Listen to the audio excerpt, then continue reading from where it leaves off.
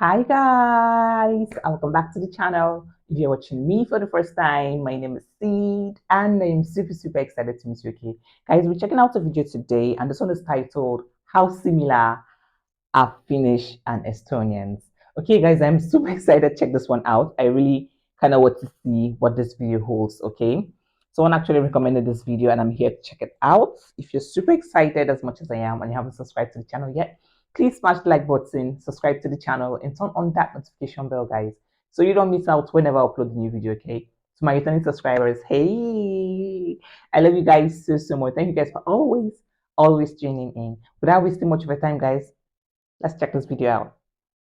Today's video is brought to you by Innovative Language, the creators of Finnish Pod 101. Click the link in the description to check out their huge collection of audio and video lessons for students of all levels. Hello everyone, welcome to the Lang Focus channel and my name is Paul. Today we're going to compare two languages that are closely related to each other and similar in many ways, but also quite different from each other with limited mutual intelligibility.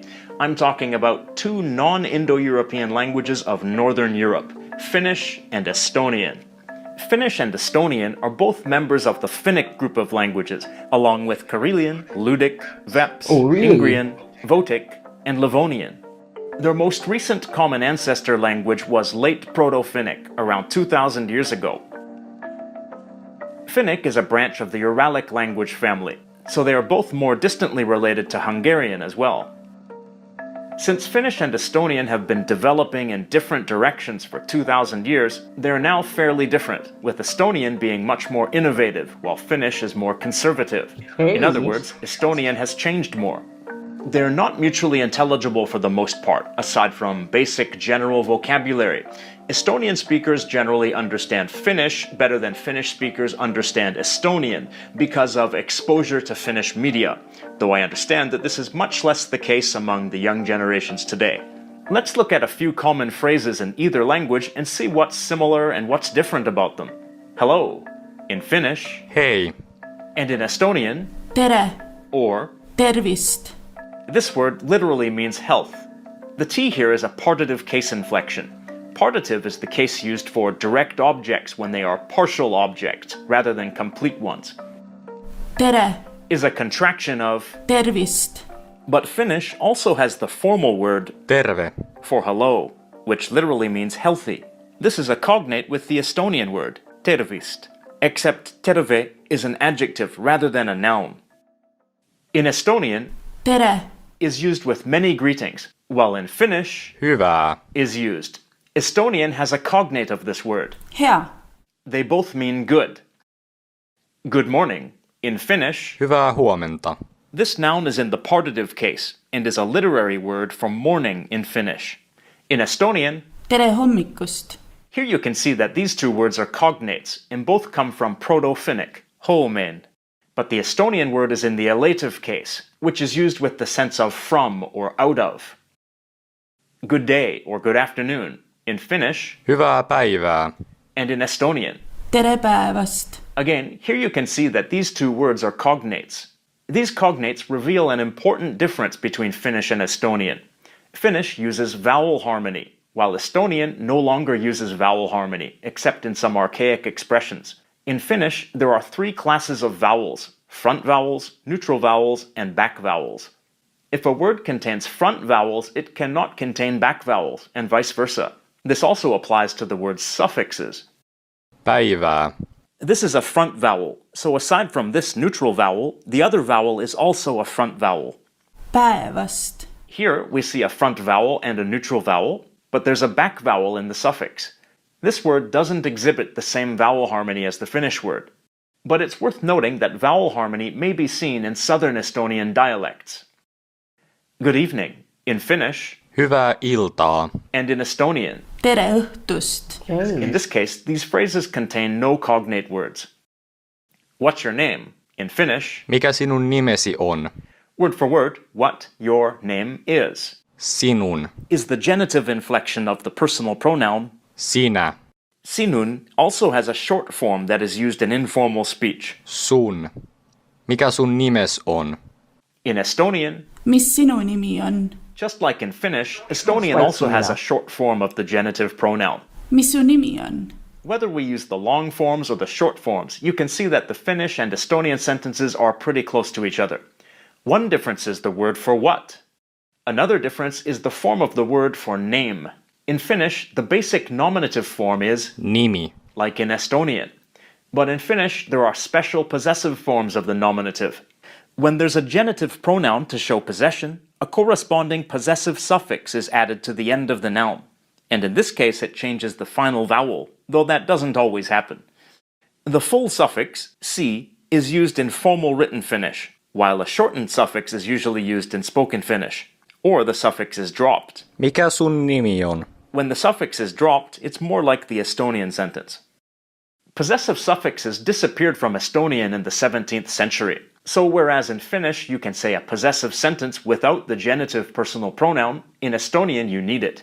For example, in the sentences meaning my name is. In Finnish, Nimeni on.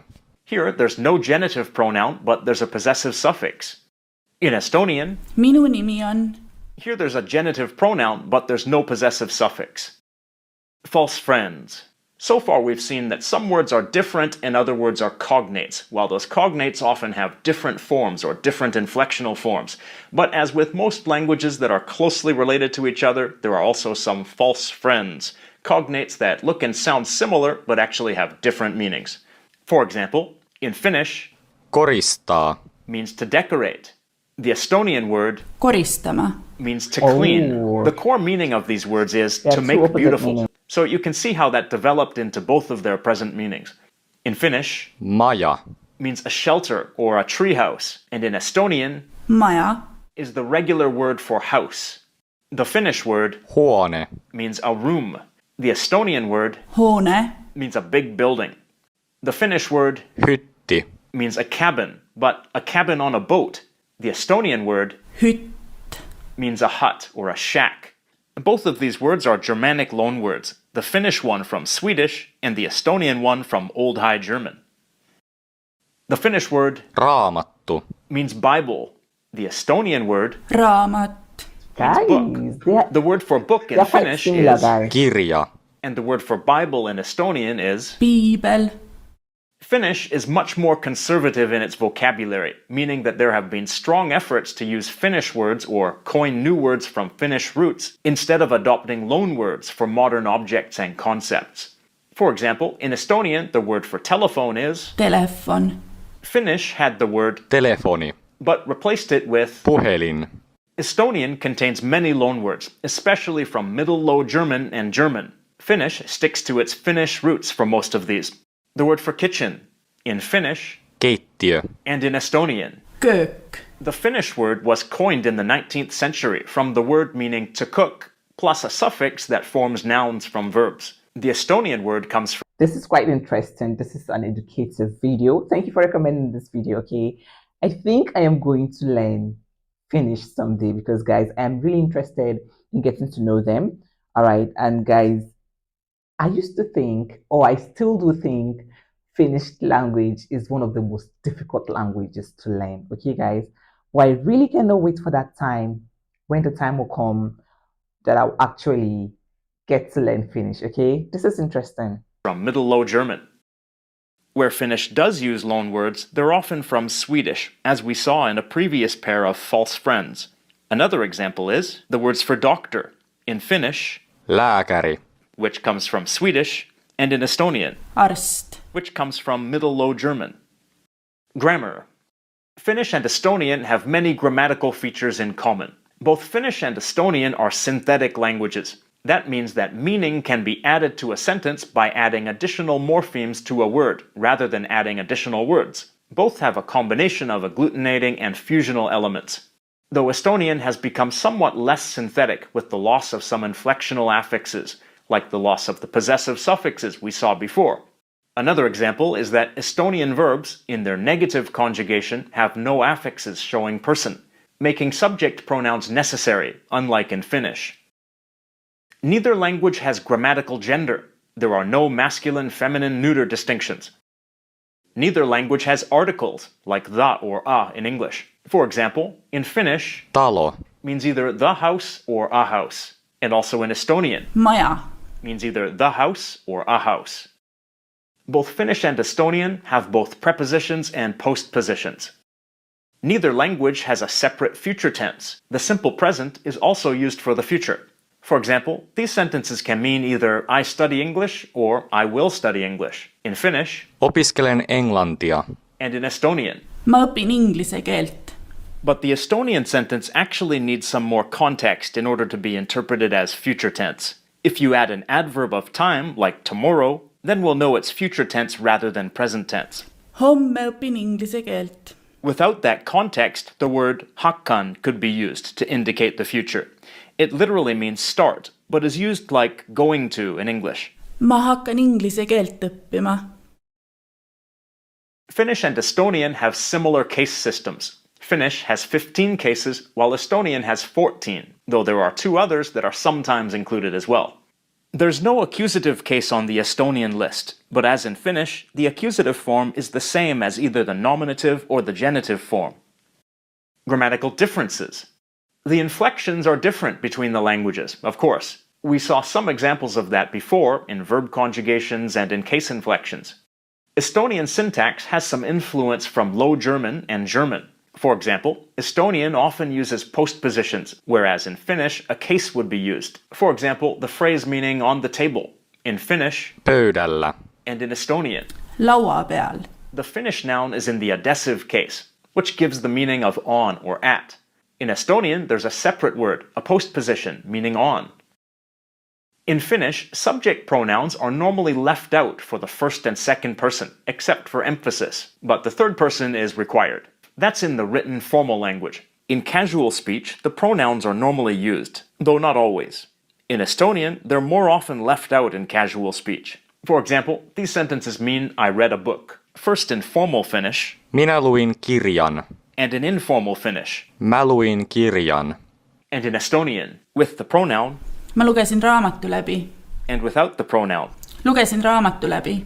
While in Finnish, the use of the pronoun depends more on the register, with the pronoun normally dropped in formal written Finnish but included in spoken Finnish, in Estonian, the use of the pronoun doesn't really depend on the register. It's normal to either use or drop the pronoun in both formal written and spoken Estonian. One other difference here is that in Estonian, the word läbi is necessary because the object here is a whole object, like the accusative case. It adds the meaning of through, like I read through the whole book. This word would be unnecessary if the noun was in the partitive case, referring to only part of the book. Next, we're going to simply dive into some sentences and see what we find. These sentences mean I study literature in university. In Finnish, Mä opiskelen kirjallisuutta yliopistossa. I study literature in university. And in Estonian, õpin ülikoolis kirjandust. word for word it's I study in university literature. First, notice that the Finnish sentence contains a subject pronoun, while the Estonian sentence doesn't. Remember that in either language, people can use or drop the pronoun, but in speech it's normally used in Finnish, while it's more often dropped in spoken Estonian. Next, we see a pair of cognates, meaning study. Opiskelen. õpin. There's an interesting difference here. The Finnish verb has a suffix that makes it frequentative, meaning it shows a repeated action. It changes the meaning of the verb from learn to study. But if we remove the suffix, it's a lot more like the Estonian word, opin. The Estonian word can be used as it is, with the meaning of study, even though it also means learn. Next, the words for literature are cognates. Both are in the partitive case, the case used for partial direct objects. In this case, the person doesn't study literature in all its entirety. That would be impossible.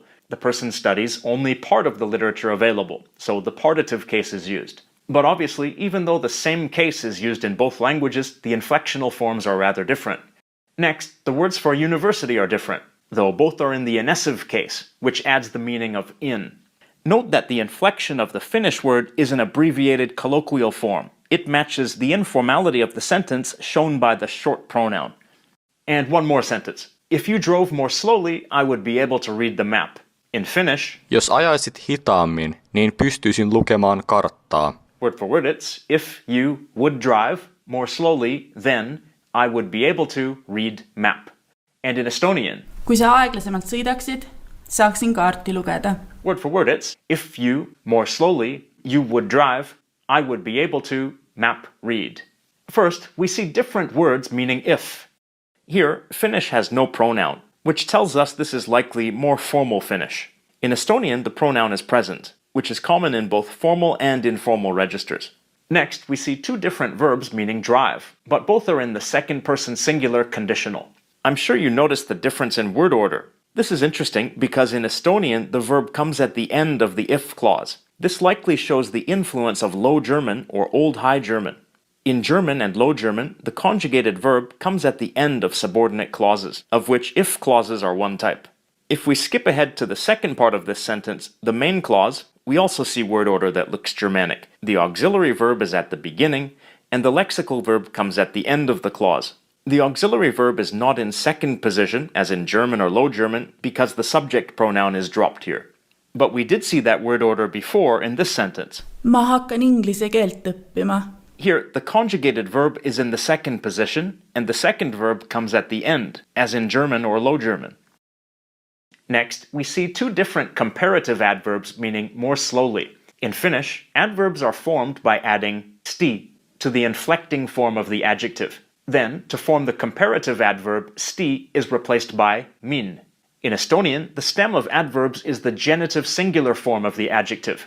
To that we add the suffix lt. Then to make the adverb comparative, you remove that ending and add malt. Next, in the Finnish sentence, we see nin, meaning then, to show the outcome of a condition. But in Estonian, it's not used. There is a word that can be used, siis, which serves the same function, but the sentence is fine without it. In Finnish, it's better to include the word niin, and the sentence would sound a bit strange without it. Next, we see two different verbs meaning I would be able to. Both are in the first-person singular conditional mood. Next, we have two cognate verbs meaning to read, but these two verbs reveal a grammatical difference between Finnish and Estonian. The Finnish verb is a third active infinitive, in the elative case. Finnish has 5 different infinitive forms, and this one is used in verb chains like this. Estonian has only 2 types of infinitive, the ma infinitive and the da infinitive. This one is the da infinitive. The da infinitive is used when something may or may not actually occur, whereas the ma infinitive is used for things that are certain. The da infinitive is used in sentences meaning things like she can, or he may, or we want, etc., because the action is not certain. And after that we have cognate words for map, both in the partitive case, but with different inflectional forms. As you can see, Finnish and Estonian function very similarly, and their shared roots are obvious, but it's also obvious that they split off from each other a very long time ago. Estonian is by far the more innovative language and readily open to changes, while Finnish is much more conservative, at least standard Finnish. If we introduced Finnish dialects into the comparison, there might be more similarities with Estonian. Standard Estonian was based more on Northern Estonian dialects as they were spoken, whereas Standard Finnish was based more on conservative forms that were common to all or most Finnish dialects. The question of the day, for speakers of Finnish and Estonian, how well do you understand the other language? Do you think exposure to the other language would be enough to get used to it and understand it? For other people, what's your impression of these two languages? How similar do they seem to you? If you're interested in learning Finnish, I recommend you click the link in the description to check out Finnish Pod 101. They have hundreds of audio and video lessons with full transcripts for students of all levels. Sign up for a free account and give it a try. Special thanks to my Patreon supporters, especially these wonderful people. Okay guys, I'll be leaving the link to his channel in the description box below. Okay, this video is quite interesting, informative. I love this video. If you're looking forward to learn or to know how similar the Finnish language is with Estonians, then this video is definitely for you. Okay, thank you guys for watching. If you have any suggestions or recommendations, always drop in the comment section. Okay, thank you guys for watching, and see you guys in my next video. Bye.